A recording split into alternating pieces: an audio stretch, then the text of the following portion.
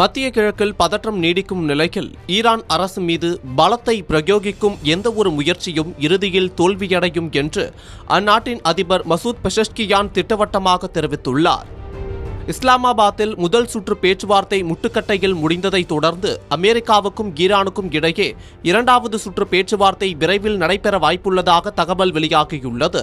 அதே நேரத்தில் கடந்த 2 நாட்களாக ஆர்முஸ் நீரிணையை அமெரிக்க படைகள் முற்றுகையிட்டு வருகின்றன. இந்த சூழலில் ஈரான் அரசு ஊடகத்தில் ஈரான் அதிபர் மசூத் பெஷஷ்கியான் வெளியிட்ட அறிக்கையில், நாங்கள் ஆக்கப்பூர்வமான பேச்சுவார்த்தையை வலியுறுத்துகிறோம், ஆனால் சரணடைய நிர்பந்தத்தை ஏற்க மாட்டோம். ஈரானை சரணடைய வைக்கவோ அல்லது ஈரான் மீது பலத்தை திணிக்கும் எந்தவொரு முயற்சியும் தோல்வியடையும். மக்களும் அத்தகைய அணுகுமுறையை ஒருபோதும் ஏற்றுக்கொள்ள மாட்டார்கள். ஈரான் ஒருபோதும் போரை நாடவில்லை.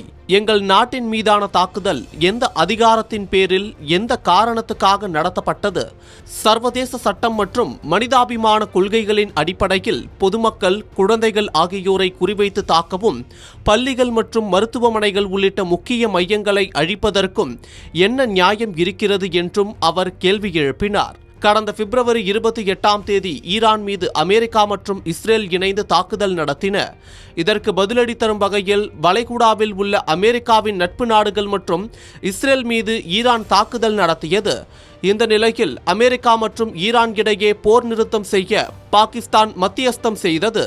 இதனால் 2 வார காலம் இடைக்கால போர் நிறுத்தம் அமலானது.